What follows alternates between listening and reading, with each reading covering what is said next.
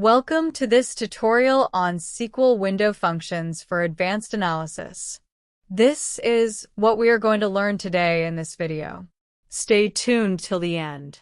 Window functions allow you to perform calculations across a set of rows that are related to the current row without collapsing them into a single result like traditional aggregate functions do. Window functions are often used for complex analyses where you need to perform calculations over specific partitions of data. One common point of confusion is the difference between window functions and aggregate functions. Aggregate functions, like sum and average, return a single result for a group of rows. On the other hand, window functions perform calculations for each row within a specified window of rows, while still retaining all individual rows in a result set. Let's understand this with example. This query calculates the average salary for each department in the company. It groups the employee records by department and then computes the average salary within each group.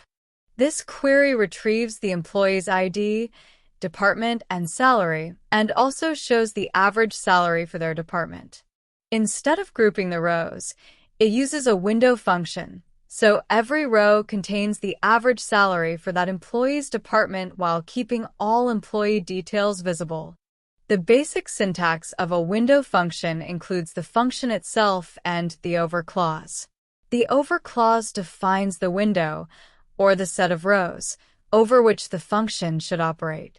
You can optionally include partition by to divide the data into partitions and order by to sort the data within each partition.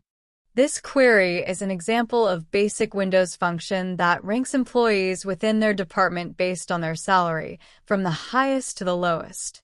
The rank function assigns a rank to each employee, but if two employees have the same salary, they will have the same rank and the next rank will be skipped. The partition by clause is used to divide the dataset into groups or partitions. The window function is applied to each partition separately, similar to how group by works, but without collapsing the rows. For example, if you want to calculate the average salary within each department, you would use partition by department.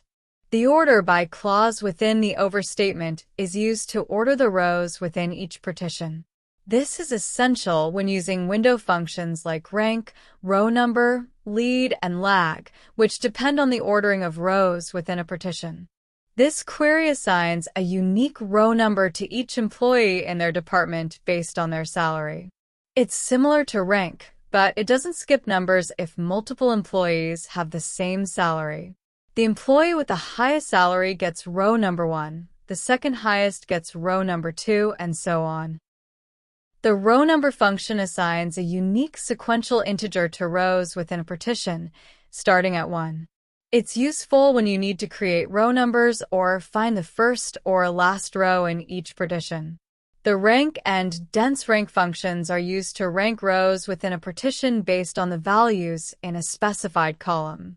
The difference is that rank skips numbers when there are ties, while dense rank does not. The n-tile function divides rows into a specified number of buckets.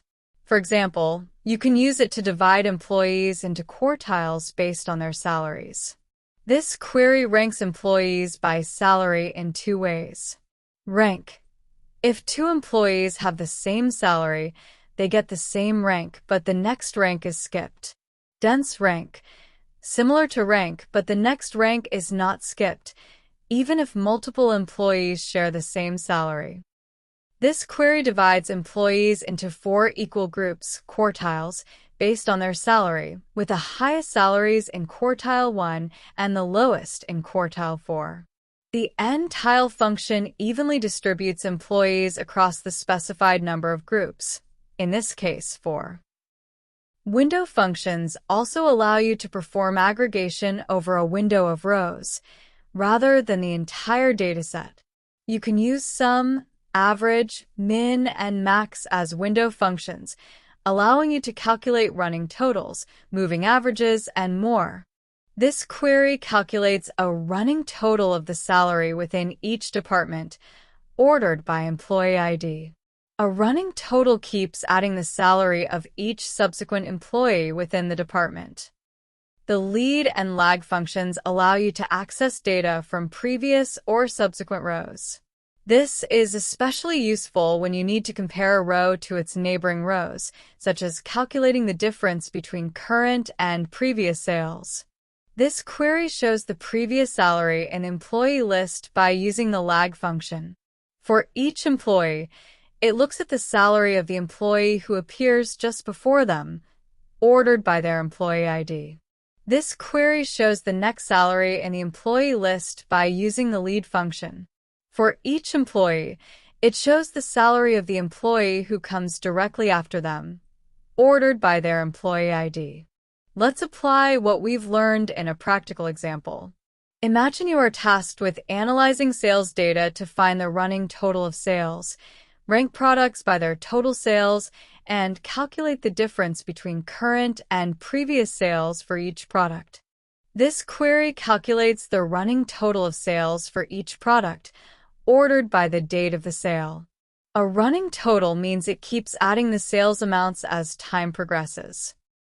This query ranks the products based on their total sales, with the highest selling product getting rank 1.